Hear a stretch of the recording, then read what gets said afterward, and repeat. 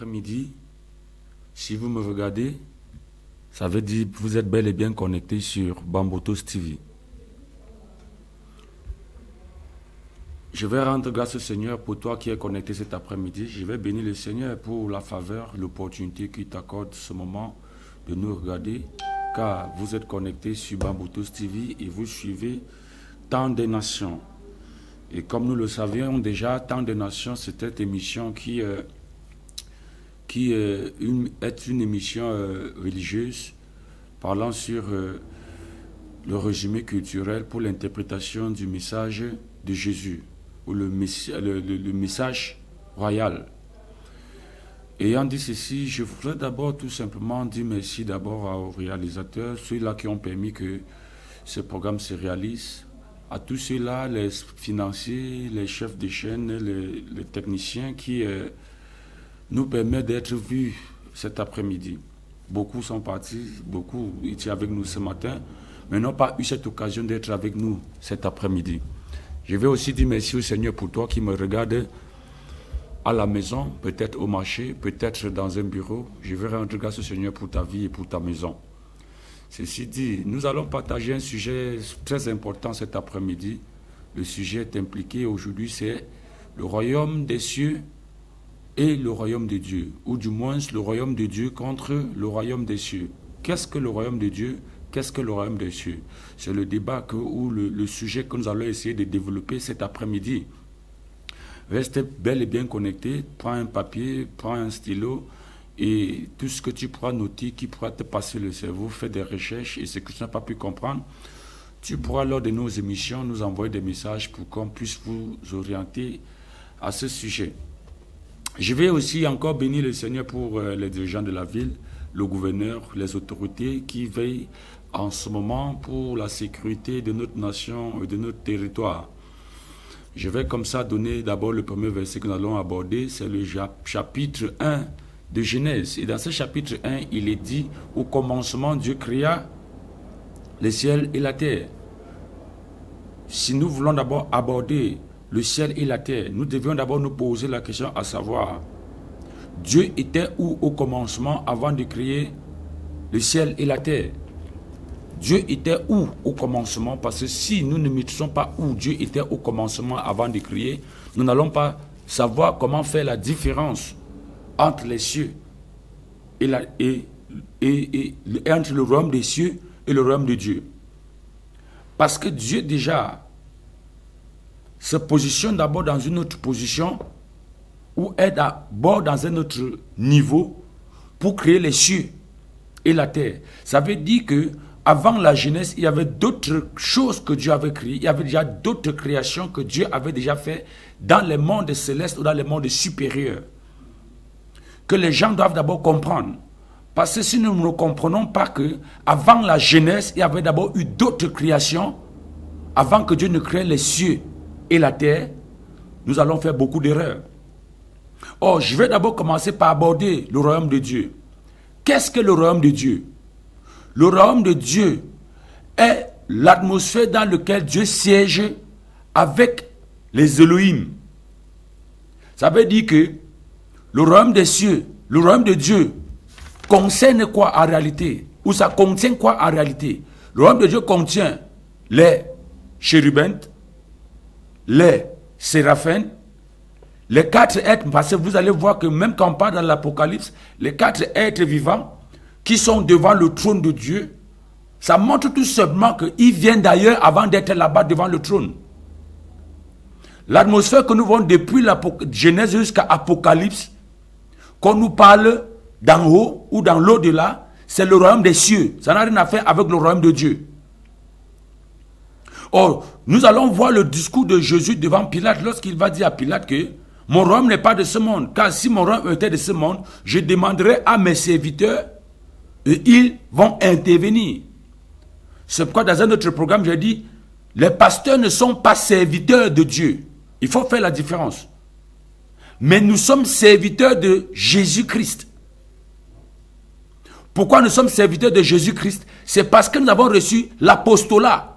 C'est pourquoi Jésus lui-même disait dans le livre de Jean que le ministère n'a pas été donné aux anges, parce que les anges ne rendent pas ministère. Ce n'est pas à eux qu'on a donné le ministère, mais le ministère a été donné aux hommes. Or, tout homme qui porte un ministère n'est que serviteur de Jésus-Christ. Mais qui est Jésus-Christ? C'est lorsqu'on va commencer tu vas comprendre le royaume de Dieu et le royaume des cieux, que tu vas comprendre donc quel est le rôle ou la fonction que Jésus-Christ a été mandaté avant de venir sur la terre. Parce qu'on l'a investi avant la création du monde. Quand on parle de la création du monde, on parle du cosmos, on parle d'un système. Ça veut dire qu'on l'avait déjà anobli avant même que les différents systèmes ne soient mis en place. Donc, le royaume de Dieu déjà incarne beaucoup de choses. Nous allons voir que dans le royaume de Dieu, il y a des anges qui sont des personnes qu'on a créées, même avant de créer les cieux. C'est pourquoi on va dire que quand il a créé les cieux, il a mis toute l'armée des cieux.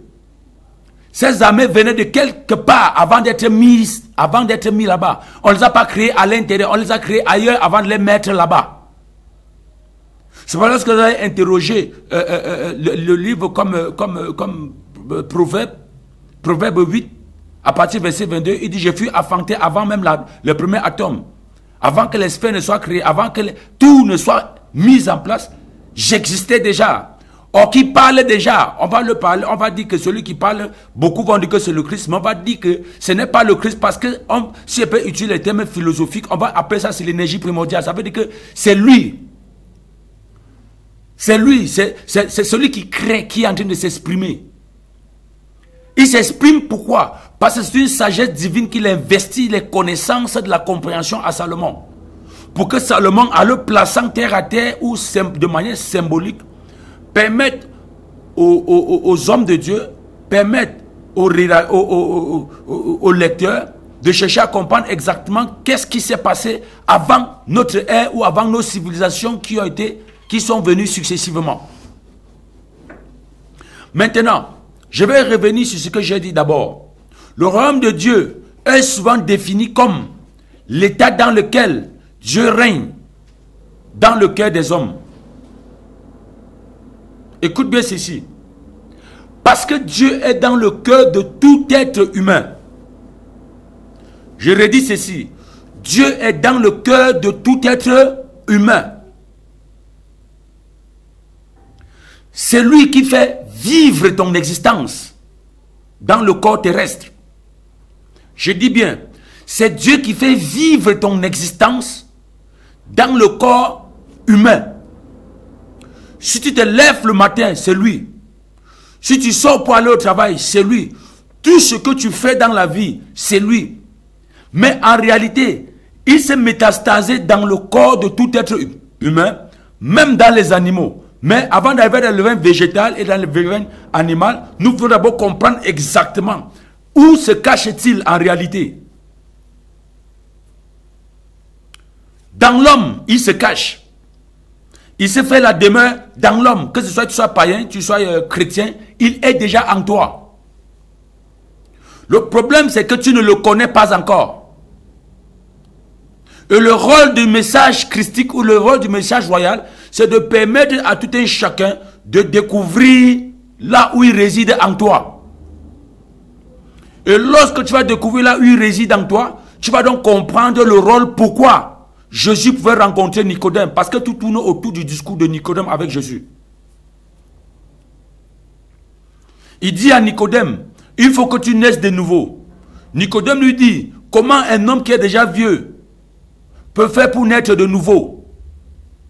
Doit-il rentrer le corps dans le règne de sa mère et renaître de nouveau? Jésus lui dit ceci, si tu ne nais pas d'eau et d'esprit, tu ne peux voir ni entrer dans le royaume des cieux. Amen. Tu ne peux voir le royaume de Dieu. Parce qu'il y a un élément que tu vas comprendre. Toute personne qui naît de nouveau a accès au royaume des cieux. C'est à partir du royaume des cieux que tu peux être capable de voir le royaume de Dieu. Le royaume de Dieu est supérieur au royaume des cieux. Les lecteurs savent très bien que lorsque tu lis le livre d'Apocalypse, à un moment donné, Jean était à un autre niveau, et à un moment donné, on va dire à Jean de monter dans un autre niveau. Ça veut dire qu'il y a deux sphères qui s'entrechoquent. C'est pourquoi je n'ai pas trop parlé du système. Parce que moi j'aime parler du multivers. Ça, c'est plusieurs systèmes qui sont imbriqués entre eux. Les gens qui vont parler de la civilisation égyptienne ancienne, ceux qui vont parler de la civilisation maya, ceux qui vont parler de la Mésopotamie, ceux qui vont parler de Rome, ce sont des systèmes qui existent jusqu'à nos jours, mais qui sont embrigadés les uns des autres par rapport aux différentes sphères de l'existence que ces personnes avaient exercées jusqu'à ce jour où nous sommes dans une civilisation postmoderne. Donc tout ça, ce sont les différents systèmes de royauté qui sont définis avec des énergies ou des esprits différemment et bien constitués. Tout ça, on appelle ça les royaumes des cieux qui sont impliqués parce qu'il y a des réalités spirituelles qui sont impliquées dans les réalités terrestres. Par exemple, vous allez voir les kamites qui vont vous dire que vous devez vous connecter à l'énergie de l'Égypte antique. Comment on va faire ça? Il y a des rituels pour rentrer dans un stade qui a peut-être pas moins de 5 millions d'années aujourd'hui. Ma foi, ils vont même dire 55, 300 millions d'années. Nous les concédons, mais parce que nous, personne de nous n'a la mercuriade de rentrer dans le temps et de le maîtriser. Mais on les concède cela. Ce que je veux que tu me comprennes, c'est quoi en réalité? Lorsqu'on dit qu'au commencement, Dieu créa les cieux, ça veut dire que tous les différents stades, toutes les différentes civilisations qui vont monter, même après postmoderne, ce qui va arriver, c'était déjà créé. Et derrière chaque civilisation, on a mis un ange. Derrière chaque civilisation, on a mis un ange. Ma foi, ce sont des archanges. Quand on va commencer à parler sur l'angéologie, ma foi, ce sont les archanges. Ma foi, ce sont des chérubins. Mais en réalité, le chérubin, il n'y a qu'un chérubin qu'on a mis en place, c'est lui qui gouverne toute la terre. Les archanges maintenant sont mis en place pour veiller sur chaque civilisation.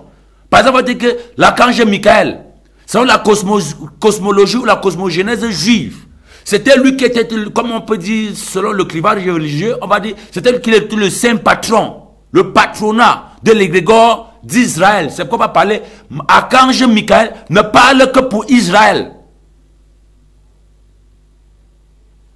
C'est pourquoi on dit qu'il s'est choisi Israël pour être comme le protecteur d'Israël. Pour être protecteur d'Israël, il faut un archange. Or, les archanges sont de la lignée angéologique de la protection. Et chaque peuple a son archange. Chaque civilisation a son archange. C'est pourquoi, ou a un archange, parce qu'ils sont en rang. Il y a un archange supérieur. Il y a un archange senior. Ils sont en différentes dénominations et tels qu'on les a structurés, c'est pour exercer une influence, pour préserver une certaine mission. Donc lorsqu'on parle de royaume des cieux,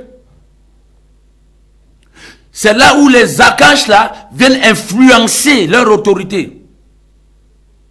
C'est dans le royaume des cieux que ces êtres célestes viennent influencer leur autorité. Ou du moins, le royaume des cieux, c'est l'influence de l'autorité de Dieu sur toutes les créatures. Que ce soit les hommes, les animaux, la végétation, l'air, tout ce que tu vois, tout vibre, si je peux dire comme ça, où tout existe. L'air, dans le monde des airs, il y a toute une autre entité qui contrôle cela. Les eaux, il y a toute une autre entité qui contrôle cela. La terre, il y a des entités. Et chaque entité a une autorité selon le monde spirituel qui coiffe. Ils ont des lois et des règles. C'est pourquoi la seule entité qu'on envoie pour ceux qui ont cru au message de Jésus, on les a envoyé une entité qu'on appelle le Saint-Esprit. Ils ont dit que c'est un esprit de vérité. Pourquoi esprit de vérité? Parce que c'est le Saint-Esprit qui est le garant des royaumes des cieux, là où les humains vont vivre. On va toucher le bémol sur la création du jardin d'Éden. Dieu a toujours fait les choses en deux. Un qui est caché en haut et l'autre qui est le reflet de ce qui est en haut sur la terre. Dieu crée l'Éden, c'était une nation, un pays. ou une ville. Dans la ville, il va mettre un jardin. Dans le jardin, il va mettre tous les arbres qui y sont. Or, les fruits de ces arbres-là, ce n'était pas le manguier, mon frère, ce n'était pas ma soeur. Ce n'était pas le prunier. Ce sont des essences. Ce sont des plantes, des arbres qui ont des connotations mystiques et spirituelles. On dit que c'était là-bas, toutes les énergies là étaient attachées à l'homme. Jusqu'au jour où on a dit ceci, tu mangeras de tous ces fruits-là, sauf le fruit du bien et du mal, ou de la connaissance du bien et du mal. Tout ça se passait où? Le jardin était un état dans lequel l'homme s'abreuvait. Pendant que l'Éden pouvait être un lieu. Mais là n'est pas le problème. Je veux juste te dire qu'il y a une connotation entre le jardin qui a été créé sur la terre, même Éden qui a été créé sur la terre, et un autre jardin que l'Apocalypse nous montre. Or, lorsque l'homme va faillir, on va récupérer le jardin qui est là pour renvoyer à son lieu d'origine, afin que l'homme n'ait plus accès au jardin. Et la séparation du lieu du jardin et la terre, on va mettre un ange. Et on dit que c'est qui? C'est un chérubin. Or, quel est le rôle? C'est pour t'expliquer quel est le rôle d'un chérubin. Il sépare deux civilisations. Le rôle des chérubins, c'est de séparer deux civilisations ou des civilisations entre elles pour permettre qu'elles ne se rencontrent pas pour créer un chaos. Donc, lorsque Dieu va créer l'Éden, il va séparer, après quand l'homme va échouer, il va séparer, va mettre entre l'Éden ou le jardin et la nouvelle nature de l'homme, il va séparer. Pour entre la séparation, c'est un chérubin qui est entre la terre et cette sphère élevée. Maintenant, l'homme doit se battre maintenant d'une manière ou d'une autre pour réavoir un contact dans le royaume ou dans le jardin qu'il avait perdu. Et Jésus va venir. Il va utiliser les mêmes expressions que c'est lui qui est l'arbre de vie. Autrement dit, c'est un arbre qui a la capacité de te reconnecter à l'autre arbre par lequel le gars avait mangé le fruit. Pour avoir accès au fruit de l'arbre qui était dans le jardin d'Éden, il faut avoir accès à Jésus. C'est une métaphore pour te faire comprendre que le fruit de l'arbre de vie qui est en Jésus produit tous les éléments pour te connecter à l'Éden céleste. Parce qu'on ne va plus le paradis céleste, je veux dire. Ce qu'on dit dans l'Apocalypse, que ceux-là qui auront eu le salut, on va leur donner le fruit de l'arbre du jardin de son Dieu. Ça veut dire que tout homme, tel qu'Adam a mangé le fruit de l'arbre d'Éden, pour rentrer dans la terre, il faudrait aussi que nous reconsommons le même fruit pour reconstituer Éden qui était parti.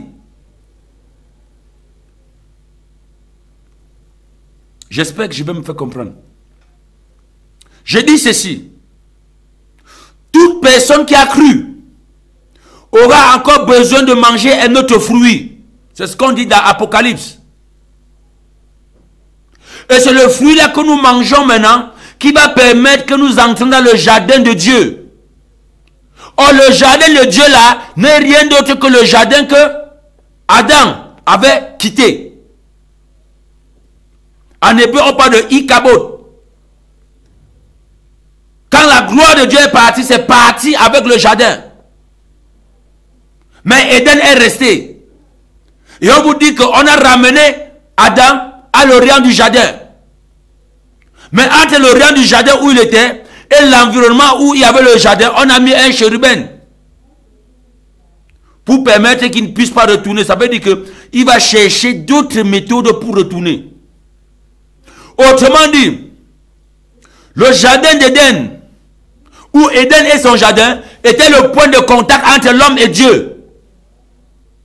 Pour que l'homme puisse avoir la capacité d'avoir les informations du royaume de Dieu, il fallait qu'il soit connecté à Éden.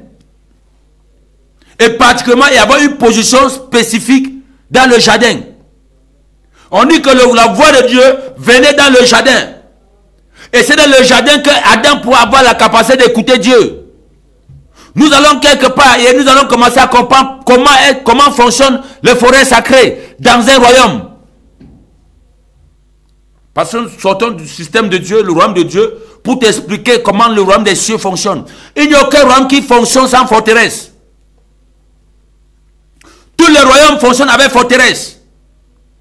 Que ce soit le royaume des humains, le royaume animal, tous ont des forteresses.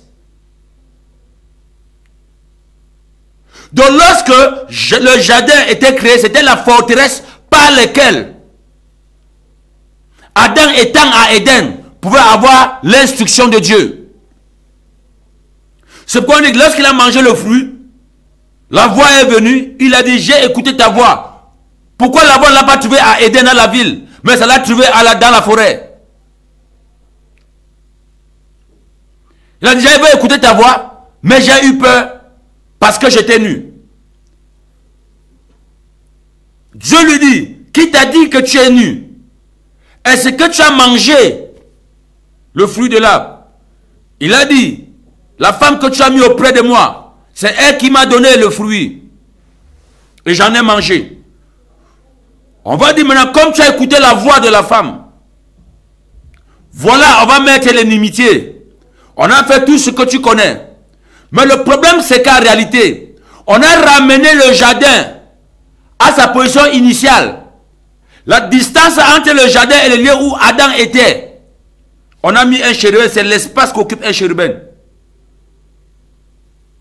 Donc l'homme dans sa quête du salut, l'homme dans sa quête de retourner, c'est pourquoi nous disons que le salut c'est la réconciliation avec Dieu. Et c'est Dieu seul qui l'offre.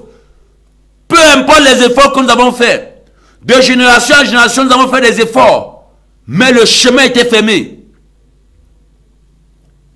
Jusqu'aujourd'hui, nous avons des lieux sacrés, nous avons les forêts sacrées, on ouvre des sacrifices chaque jour parce que les gens cherchent à retourner dans ces lieux-là. Mais on ne peut pas, pourquoi? Parce que même ces animaux que nous sacrifions aussi ont besoin de la vie. Eux aussi ont besoin de la vie. Mais on les ôte la vie parce qu'on cherche à utiliser le sang pour se reconnecter. Mais en réalité, qui montre ces principes. Ce principe a été montré par Dieu lui-même. Le sacrifice d'animaux avec Adam. Parce que lorsque Adam se rend compte qu'il a mis les feuillages pour se cacher de la nudité, il était toujours nu. Dieu ne va donc pas un animal dont on ne sait pas ce que l'animal avait fait. Il va tuer l'animal, le revêtir avec. Or, le sang de l'animal, quel était le rôle qu'a joué le sang de l'animal? C'est le sang en réalité qui a permis qu'il soit déconnecté. C'est pourquoi aujourd'hui, tous les peuples cherchent à se reconnecter avec le sang. En réalité, ce n'est pas l'animal le problème. Le problème, c'est le sang de l'animal. Ça établit une connexion. Le sang établit une connexion pour permettre que celui pour qui on plaide, que son nom marche dans les records akashiques pour l'attacher à d'autres réalités célestes. C'est pourquoi il me dit, j'espère que tu vas comprendre ce que je suis en train de dire. Je veux dire quoi? Du moment où Adam est sorti du jardin, les réalités du royaume de Dieu s'est fermées. Parce que Dieu voulait réellement que c'est à partir d'Éden que l'homme gouverne toute la terre. Mais malheureusement, l'homme lui-même a échoué. Je vais t'expliquer pourquoi l'homme a échoué. Crois-moi, la procréation n'était pas l'agenda de Dieu. L'homme ne devait pas s'accoupler avec la femme pour avoir une progéniture. Parce que le pouvoir que Dieu avait donné à Adam, que domine sur toute la terre, ça veut dire en d'autres termes qu'il y avait des créatures qui existaient sur la terre dans lesquelles Adam devait exercer son autorité. Je dis ceci. Dans le jardin d'Éden, l'homme ne devait pas s'accoupler avec la femme pour procréer. Parce que le principe de la multiplication était déjà activé quand il n'avait pas encore mangé le fruit. Quand il mange le fruit maintenant, il va entrer dans la seconde posture maintenant de la reproduction. Par la loi de l'accouplement. Mais en réalité, nous ne sommes pas le moment où il en a l'accouplement. Nous voulons rester dans le royaume de Dieu. Quand il n'avait pas encore mangé le fruit. Quand Dieu dit, domine sur tout ce qui se meut, il montre bien. Il n'avait pas dit que tu vas dominer sur un homme. Il n'avait pas dit que tu vas dominer sur la femme. Il a donné le pouvoir, il a dit, allez, multipliez-vous, dominez sur tout ce qui se meut sur la terre. Pour quelqu'un intelligent, tu sauras que Adam et Ève n'étaient que deux. Ils avaient le pouvoir de dominer sur qui? Sur les animaux, les oiseaux qui volent, tout ce qui se met sur la terre, ils devaient dominer. Or, qu'est-ce que la domination? Or, la multiplication de l'homme était attachée sur le comportement de domination. S'il parvenait à dominer, ça veut dire qu'il devait multiplier, ou il devait excéder en multiplication. C'est pourquoi il a dit, le principe de la royauté, c'est très différent. La compréhension. Or, nous verrons donc qu'il n'a pas pu faire cela. On va établir un jugement qui va le dépouiller de toutes les facultés de Dieu pour le soumettre maintenant à une autre ère qui n'a rien à faire avec ce qui était. On va lui dire, maintenant tu mangeais, tu n'allais pas au WC, tu faisais des choses, tu ne te rendais pas compte. Maintenant tu vas faire des choses que toi-même, tu vas peiner avant d'avoir le résultat. Première chose, manger te sera difficile. Et c'est à force même que tu vas manger du pain. Parce qu'il faut d'abord que tu souffres. Et c'est à partir de la sueur que tu trouveras ton pain. D'autres lois commencent à s'imposer à Adam.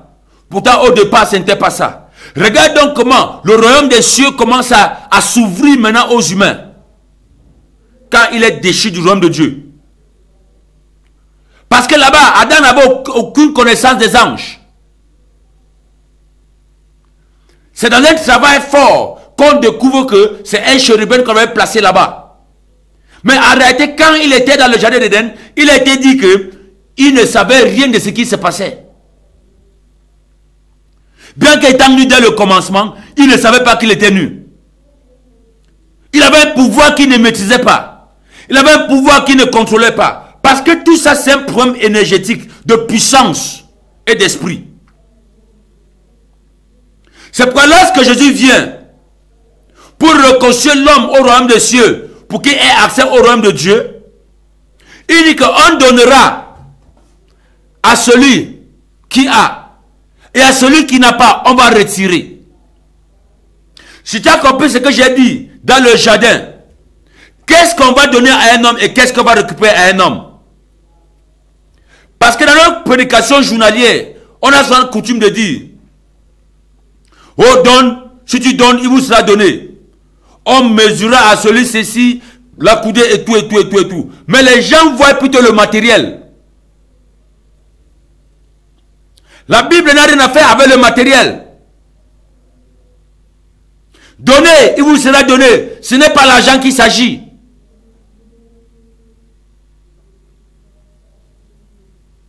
Je dis bien, ce n'est pas l'argent qu'il s'agit. On va retirer le peu que tu as et on va donner à celui qui en a pour qu'il soit dans l'abondance. C'est quoi en réalité? Ce sont des valeurs qui ont manifesté une énergie. Aujourd'hui, même dans l'église, les gens font profit par des valeurs.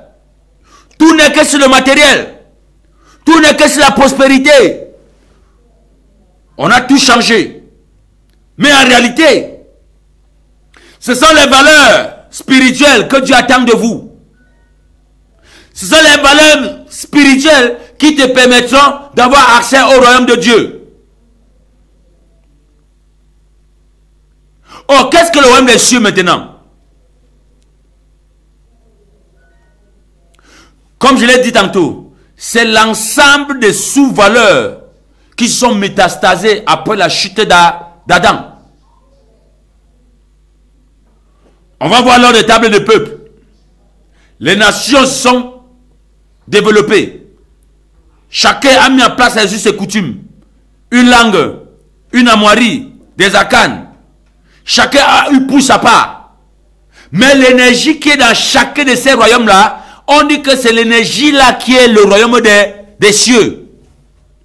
C'est un don que Dieu a fait aux hommes pour qu'ils établissent leur système de croyance, pour qu'ils établissent leur système de pensée, pour qu'ils établissent leur système culturel, pour qu'ils établissent tous les autres systèmes. Et c'est l'ensemble de ces systèmes-là qu'on appelle le royaume des cieux. Amen. C'est pas lorsque Jésus va venir en Israël. Dans Jean 10, qu'est-ce qu'il dit? Parce que le mot cieux émet plusieurs hypothèses, comme je l'ai dit. Cieux veut dire système spirituel. C'est dans les cieux que l'homme mortel aura accès et vivra à la fin. L'homme mortel a un système déjà, comme je l'ai dit à l'entendre de mes propos, que Dieu l'a donné. Comme on dit, les institutions que Dieu l'a déjà données. C'est pourquoi on dit que, comme par exemple, on va parler, le mariage est une institution divine. Mais pourquoi les gens ne voient plus d'autres institutions qui sont à l'intérieur? On voit seulement le mariage comme une institution. L'institution n'est pas seulement la dot. C'est tout un ensemble. Les funérailles, les naissances, les danses, les musiques, tout ça sont les institutions que Dieu a léguées à chaque peuple. Mais pour avoir accès au royaume des cieux, c'est autre chose. Il faut que tu naisses de nouveau. Et quand tu nais de nouveau, comme je l'ai dit tantôt, tu as accès au royaume des cieux. C'est à partir du royaume des cieux que tu peux avoir accès au royaume de Dieu. C'est pourquoi il a dit à Nicodème, il faut que tu naisses de nouveau pour voir le royaume de Dieu. Et puis il dit encore, en vérité, si tu n'es d'eux et d'esprit, tu ne peux ni entrer et tu ne peux ni voir le royaume de Dieu. C'est deux royaumes qui s'impliquent maintenant. Le royaume des cieux et le royaume de Dieu. C'est pourquoi il dit, tous les croyants qui ont cru au message de Jésus ont déjà accès au royaume des cieux. Tu ne sors pas pour partir, mais ça vient vers toi. Et j'ai dit tantôt, c'est le Saint-Esprit qui est le garant et le mentor de ces royaumes. C'est comme nous avons vu l'autre jour, il vous enseignera toutes choses. Il t'enseigne d'abord quoi? Tes us et coutumes. Il explique d'abord les institutions que vous avez grandi à l'intérieur. Quand il a fini avec cette institution-là, il remonte maintenant pour te parler des choses célestes. C'est pourquoi il peut dire à Nicodème, si tu ne connais pas les choses terre à terre de ta propre culture, quand je te parle des choses qui sont dans le royaume de Dieu, comment pourras-tu comprendre? Je vais te montrer maintenant comment est-ce que le royaume des chérubins fonctionne. Tu ne peux pas comprendre maintenant. Ça c'est très difficile pour toi. Je vais te parler du premier séraphin qu'on a envoyé. Tu ne vas pas comprendre. Je vais te parler des zodiacs, comment on les appelle? Les étoiles brillantes du matin. Tu ne peux pas comprendre. Je vais te montrer le comportement de la foudre dans l'homme, ce que tu ne peux pas comprendre. Parce qu'en réalité, ce sont des choses très complexes pour toi de comprendre. Mais la première des choses, c'est quoi? Comprendre d'abord ce que c'est que le royaume des cieux. Le royaume des cieux, c'est le Saint-Esprit qui vient se métastaser dans la vie de tous les croyants. C'est pourquoi nous avons vu l'autre jour. Quand Jean dit, il tient son van à la main. Le van là, c'est quoi? Le van là, c'est celui qui a cru. Il dit, il vante son air. L'air là, c'est l'espace. Si tu es un Bamileke que tu as cru, c'est toi le van que Jésus a entre ses mains. Il nettoie ta famille, ton propre foyer. Il nettoie ta famille. Il nettoie la concession familiale. Il nettoie le village. C'est toi le van. Ça veut dire que l'espace qu'il est en train de préparer, c'est le jalon qu'il va imposer. Il est en train d'imposer pour faire établir son royaume. C'est pourquoi on dit le royaume des cieux est venu. C'est une atmosphère qui vient. Et tu dois l'expérimenter sur la terre. Parce que dans le royaume de Dieu, nous allons expérimenter cela pendant 3 ans et demi. C'est pourquoi nous disions l'autre jour que dans le royaume des cieux, il n'y aura pas de mariage. Dans le royaume de Dieu, il n'y aura pas de mariage. Juste pour quelque temps. Quand l'église sera enlevée, et ce sont les croyants qui vont être là-bas. Pendant les 3 ans, on va vous sanctifier, comme on dit, qu'on va laver par le sang. C'est pendant 3 ans et demi qu'on va laver tout le monde avec le sang. Et on va nous habiller de fin lin. Et on va nous garder dans l'autel de verre pendant 3 ans et demi. Et après les 3 ans là, nous allons descendre sur la terre avec Christ. Là, on parle de l'avènement de Christ avec l'église. Et tu ne vivras pas à Jérusalem. Chacun retourne là où il est né. Dans sa patrie. Parce qu'on a eu le temps de ta foi de vanner toute la concession pour permettre que tout soit renouvelé. Quand on parle de renouvellement de toutes choses, c'est par rapport au vannage qu'on a mis en place. On a nettoyé l'air. Parce que pour que tu sèmes très bientôt, les gens vont aller au champ. On va envoyer les gens pour qu'ils préparent l'air. Ils préparent l'espace. Parce que l'air, c'est l'espace. L'espace dans lequel on va venir s'aimer. C'est toi que Jésus tient entre les mains pour nettoyer l'espace dans ta famille. Ou demain, quand il va venir à l'avènement, c'est dans l'espace là que tu vas vivre. Tu ne vas pas vivre à Jérusalem. Personne ne va aller vivre au ciel. Tout se fera sur la terre. La leçon sur le royaume des cieux, c'est que tout se fera sur la terre. Retiens cela comme ça. C'est pourquoi Jésus va dire dans Jean 10 que le voleur ne vient pas seulement pour voler. 10. Nous allons lire cela. Le voleur ne vient que pour dérober, égorger et détruire. Moi, je suis venu afin que les brebis aient la vie éternelle et qu'elles soient en abondance. Il est venu sur la terre, c'est pas au ciel, pour que toi tu aies la vie éternelle. Où? Sur la terre. C'est pas au ciel. Tu vas avoir la vie éternelle où? Sur la terre. Pourquoi on utilise le terme brebis? Plus tard, quand on va commencer à parler sur l'étanchéité, la dimension du royaume des cieux, tu vas comprendre donc que chaque peuple a une image animale. D'autres sont le lion, comme Judas, c'était le lion. Nephtali, c'était le bouc, la biche. L'autre c'était le serpent, l'autre c'était la tête d'homme. On va vous expliquer pourquoi ça marche avec la tête d'animal. Pourquoi l'animal est un élément qui fédère les cultures et les peuples. Et pourquoi il parle de brebis? Parce que c'est lui l'agneau. Le symbole du christianisme n'est pas le lion. Le symbole du christianisme, c'est l'agneau. Le lion, c'est pour Israël, le lion de la tribu de Juda. Chez les Bamileke, c'est la panthère. Ils appellent ça quoi là? Je crois que c'est... Ils ont un thème là qu'ils appellent ça. Mais c'est la panthère. D'autres, dans d'autres villages, ce sont les lions, d'autres, c'est les chauves-souris. Chacun a sa part. Mais le royaume qui arrive, c'est le symbole de l'agneau. Mais un agneau qui va aller avec le lion au pâturage. Pourquoi on utilise le lion? Le lion et l'agneau iront paître ensemble. Parce qu'en réalité, la capitale du royaume sera à Jérusalem. Jérusalem qui a le symbole de quoi? Du lion. C'est pourquoi on dit que je suis le lion de la tribu de Juda. Il y a beaucoup de choses que nous allons parler. On va vous montrer la force du comportement, la force du territoire, les esprits territoriaux. va vous montrer comment il fonctionne. Il doit comprendre que la puissance que tu vas chercher ailleurs, c'est déjà là disponible pour toi. Aucune puissance ne peut être plus grande que ta connaissance. C'est pourquoi ceux qui vont entrer dans les ordres, ils deviennent fous parce que quelqu'un qui n'a pas le CPE va être franc-maçon. C'est pour les intellectuels. Les gens qui ont quelque chose dans le cerveau. La même chose dans l'église. Les gens qui ne veulent pas aller faire des recherches. Ils disent que c'est le Saint-Esprit qui va venir parler. Non. Le Saint-Esprit vient exploiter la connaissance que tu as pour t'expliquer les choses dans le détail. Afin que tu sois un homme puissant et un homme fort.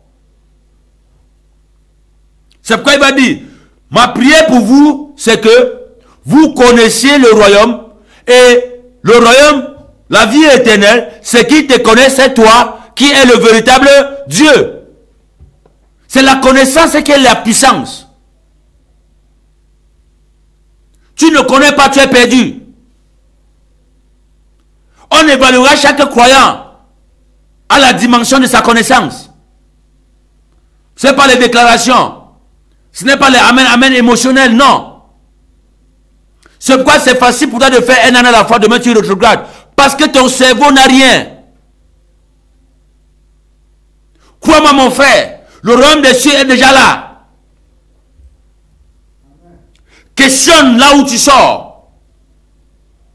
Il a même dit, allez vers la nature. Interrogez la nature et vous va vous instruire sur le mystère de Dieu. Romain il a dit que la manifestation visible et invisible de Dieu est dans la nature. Et qu'en l'observant, vous allez tout comprendre. Dans un pied, il va dire que tout le mystère de Dieu a été l'objet des recherches et des investigations. Les prophéties, les enseignements. Parce qu'il y a encore que prophétiser veut dire Dieu me montre que, Dieu me montre. Tout ça, c'est de la voyance. Mais qu'est-ce que la vraie prophétie? La vraie prophétie, c'est d'expliquer les oracles de Dieu. La prophétie n'est pas la voyance. La prophétie, c'est la connaissance du surnaturel et son enseignement. C'est pourquoi le Nouveau Testament, dans les Actes des Apôtres, on dit que les apôtres et les prophètes, ils avaient les enseignements. Et c'est dans les enseignements des prophètes et des apôtres que les pasteurs pouvaient enseigner. Parce qu'il y a une autre doxe dedans qui crée le trouble. Où chaque pasteur a sa révélation. La révélation est donnée à deux catégories de personnes, les prophètes et les apôtres. Et c'est sur les enseignements des prophètes et des apôtres que les pasteurs enseignent. C'est pourquoi les prophètes et les apôtres ne sont pas dans les églises. Dans les églises, ce sont les pasteurs, les docteurs qui enseignent. Mais ils enseignent quoi? Ils enseignent les doctrines des apôtres et des prophètes. Pour que les gens ne s'égarent pas.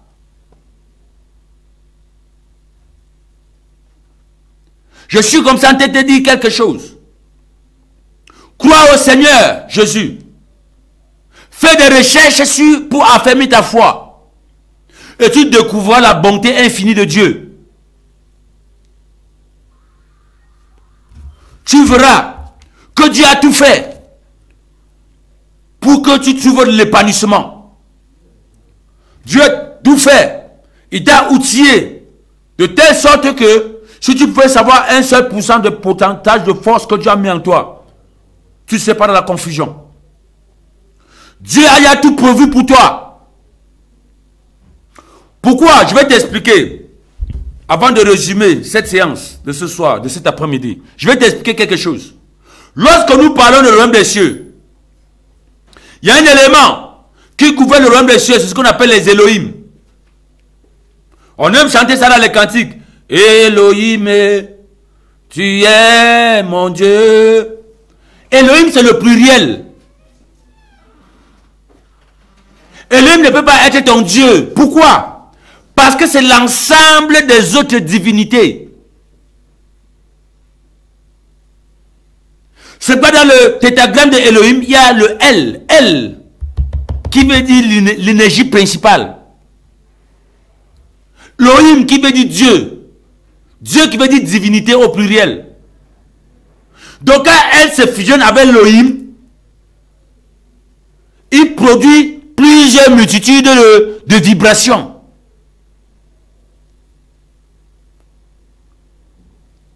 Oh, c'est pourquoi d'autres versions disent dans le livre de Jean que si tu ne nais d'en haut, d'autres versions vont te dire que si tu ne nais des Elohim, d'autres versions disent que si tu nais de nouveau, tu ne pourras pas siéger avec les Elohim. Ça veut dire en d'autres termes qu'il y a plusieurs Elohim.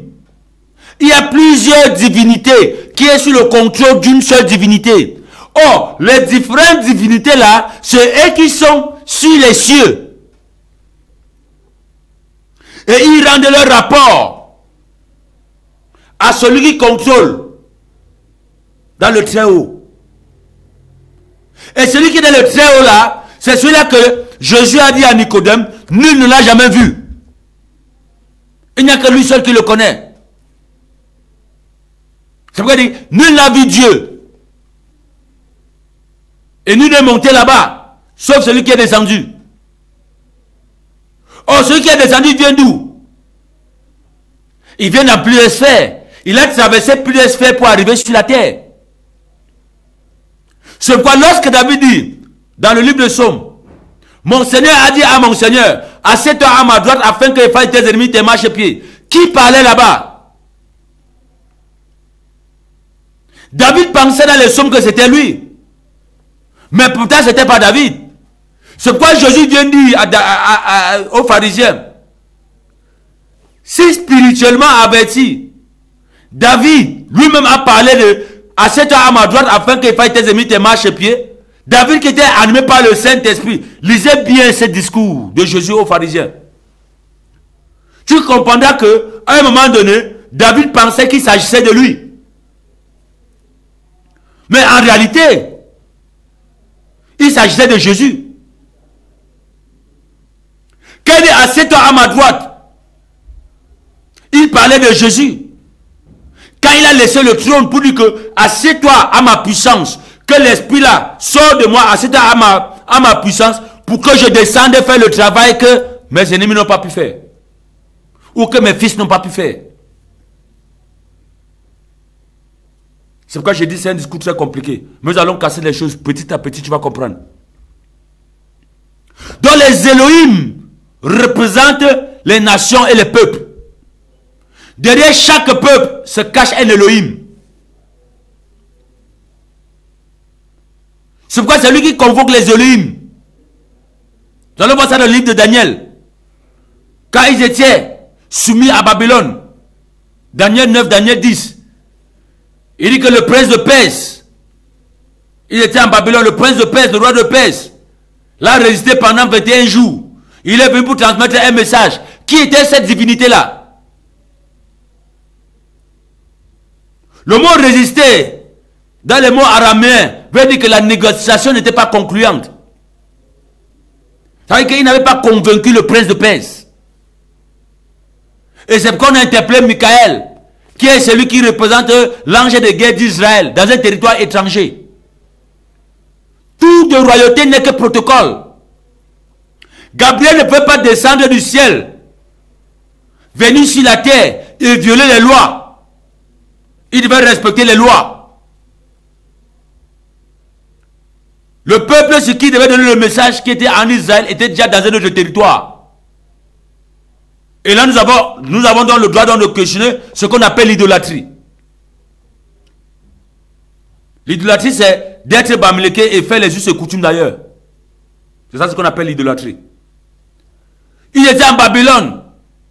Ils n'ont pas fléchi genoux sur la statuette. Ils n'ont pas fait comme les Babyloniens, comme les divinités babyloniens faisaient. Ils ne sont pas sués comme on le dit tantôt. Et c'est en cela que on a envoyé Gabriel parler à Daniel. Que le jour où tu as pris à cœur de prier et de méditer, une parole est sortie pour toi et les gens de ton peuple. Le royaume des cieux. Le royaume des cieux. Bien aimé, avant que je ne résume ce message,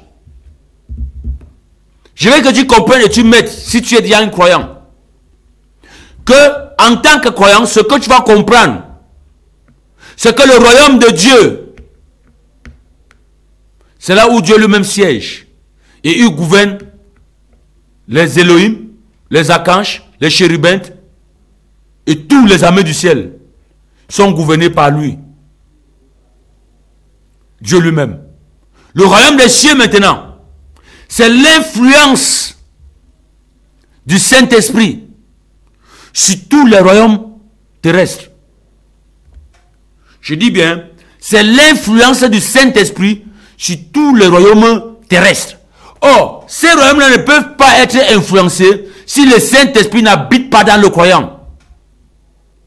Pour revenir sur le discours de Jean, quand il a dit, il tient son ventre entre les mains, il vend son air.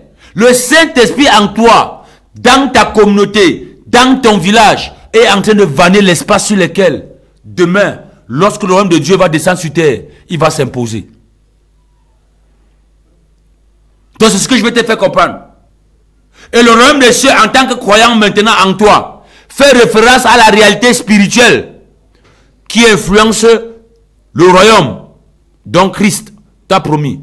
C'est pour ça qu'on dit que le royaume de Dieu est déjà là. Quand tu es croyant et que le Saint-Esprit habite déjà en toi, c'est déjà fini. Dieu a déjà réalisé ce qu'il avait voulu réaliser. C'est à toi maintenant de manifester la gloire de Dieu que tu connais sur la terre. Pour construire un immeuble, ça ne dépend plus de Dieu, ça dépend de toi. Pour être un ingénieur, ça ne dépend plus de Dieu, ça dépend de toi. Parce que le royaume là est déjà en toi. Ce que tu veux devenir ne dépend plus de Dieu, ça dépend de toi. Parce que l'image ou la vision spirituelle de ce que tu connais, il n'y a que toi ce qui connais pour récupérer ça et le manifester sur la terre. La vision de Dieu s'accomplit sur la terre à partir de toi. Tu as le point de contact sur la terre pour faire vivre la pensée de Dieu sur la terre. Nous y reviendrons peut-être dans d'autres émissions pour décrypter le royaume des cieux. On ne va plus parler du royaume de Dieu, mais on va pas décrypter le royaume des cieux. Parce que déjà, la dimension que j'ai mis, les deux dimensions que j'ai mis en place, tu vas comprendre pourquoi. Tu as déjà compris que le royaume de Dieu, ce sont les esprits dans les lieux élevés, et je vais montrer catégorie d'esprits. Les chérubins, les téraphins, et tout ça, les archanges, et tout ce qui va avec. Les trônes, les dominations, c'est eux. Le trône là-bas n'est pas un siège. Hein? Ce n'est pas un siège. C'est un archétype, une énergie. Donc il faut que tu maîtrises ça. C'est pourquoi même quand l'apôtre Paul dit, il y a les dominations, il y a les vertus, il y a... C'est que tu vas arriver, tu ne peux pas être un simple fidèle et que tu veux renverser une domination. Il faut une domination pour renverser une domination. Et pour être là, il y a d'abord le premier élément, ce sont des vertus. Qu'est-ce qu'une vertu? C'est un esprit qui est au service de Dieu pour t'accompagner. Tu n'as pas encore atteint le stade des vertus, mais c'est toi qui veux renverser les forteresses. Tu ne peux pas renverser une forteresse. Ce sont des niveaux élevés, de niveau et niveau, niveau et niveau. Tu peux être un archange, comme on a dit tantôt, qu'un archange, on a envoyé un archange pour aller prendre le corps de Moïse. Il est tombé en face d'un autre archange. Les lois doivent être au même niveau. Tu peux être un prince et tu veux renverser un trône. Ou tu veux être un trône, tu veux renverser un prince. Non. Quand tu vas comprendre toutes ces choses-là, la vie du christianisme ou la vie de la chrétienté, ça c'est un art. Partout tu arrives, tu vas comprendre que soit tu es Bassa, tu arrives chez les Bamileke, tu te retrouveras chez toi. Tu es Bamileke, tu es dans le Mbam, tu te retrouveras chez toi. Tu es chez les études, tu seras chez toi. Parce que tous ces esprits-là sont les mêmes choses. Mais c'est parce que les hommes ne sont pas compatibles avec ces esprits. Donc cherche, fais des recherches, fais un travail de fond pour permettre que la gloire de Dieu t'embrasse. Chacun à son niveau, comme on le dit souvent. Mais c'est à toi de savoir quel est le niveau que tu as pour travailler et atteindre. Tout comme les gens qui vont dans les villages, non? Pour chercher les titres de notabilité. D'autres ont travaillé pour le chef. D'autres ont travaillé pour la communauté. Mais l'autre est allé travailler à l'étranger et est venu avec de l'argent. Il a fait ce que celui qui n'avait pas l'argent ne pouvait pas faire. Et on lui a donné ces pouvoirs-là. Le tout n'est pas le ndob qu'on porte. Le tout n'est pas le chapeau qu'on porte. C'est une force qu'on a infusée dans la vie de la personne. Il est capable de réaliser des choses que même dans 10 000 ans, tu ne peux pas réaliser. C'est ça qu'on dit qu'il a fait don aux hommes. Le don du Saint-Esprit vient en toi utiliser ce que tu es. C'est pourquoi j'exige à nos enfants, dans les assemblées, si tu pars à l'école, n'arrête pas l'école, continue, va jusqu'au bout. Si tu n'es pas à l'école, cherche à découvrir le potentiel inné que tu as. Parce que les vrais génies ne sont pas ceux qui sont allés à l'école, mais c'est ceux qui ont découvert ce qu'ils sont. Et Dieu t'utilisera pour galvaniser le siècle à venir. Dieu t'utilisera pour marquer le temps de l'existence de tes pères. Croyez-moi, j'ai un témoignage que je vais te donner avant de clôturer cette émission. J'ai participé à l'ascension de mes ancêtres dans le royaume des cieux.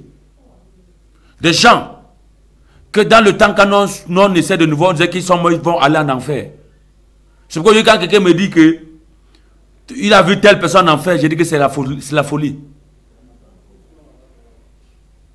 Tes pères, à partir de ta croyance, tes pères doivent être transcendés. C'est toi le chemin pour que tes ancêtres qui n'avaient pas le salut puissent avoir le salut, même étant morts. Donc tu n'es pas né de nouveau, comme on le dit, pour rien. Tu es né parce que la lignée qui est derrière toi, même étant mort, doit avoir la lumière du salut à partir de ton vivant. C'est pourquoi Jésus pouvait dire, l'heure est arrivée où les morts vont entendre la voix du Fils de l'homme et sortiront. Si ces jours ils sont sortis à Jérusalem, toi qui représentes le Christ sur la terre, c'est la même chose qui se passera dans ta lignée. C'est la même chose qui se passera dans ta famille. Crois à ces messages-là. Ton âme, ta famille, ta lignée vivra. Je suis votre humble serviteur, le révérend Achille Kamga. Restez connectés au programme de Mabuto TV. Mais avant de m'en aller, je vais faire une prière pour toi, toi qui m'écoutes et toi qui me suis. Père éternel, je bénis ton nom pour tous ceux-là qui sont connectés à ce jour. Je bénis ton nom, Seigneur, pour ce que tu fais, ce que tu feras et ce que tu es en train de réaliser dans leur cœur et dans leur vie. Tout tombeau de doute, Seigneur, montre-les les chemins de recherche. Montre-les les chemins, Seigneur, afin qu'ils perçoivent la lumière de ce message. Que ta paix et ta grâce se reposent dans leur vie, dans leur activité, dans leur quête de suivi. Que ta grâce et ta lumière se matérialisent. Je bénis les promoteurs de ces chaînes. Je bénis tous ceux-là qui sont dans les couloirs pour produire ces épisodes. Que ta gloire et ta grâce soient sur leur vie et que ta bénédiction soit sur leur famille. Merci Seigneur. Je bénis les autorités de ces villes. Je bénis tous ces chefs traditionnels. Je bénis tous ceux-là qui sont du jour au lendemain à la quête de ton salut. Que ta paix et ta gloire soient leur partage. Dans le nom de Jésus-Christ que j'ai ainsi prié. Amen. Excellente soirée. Shalom, shalom à vous. Et à la semaine prochaine.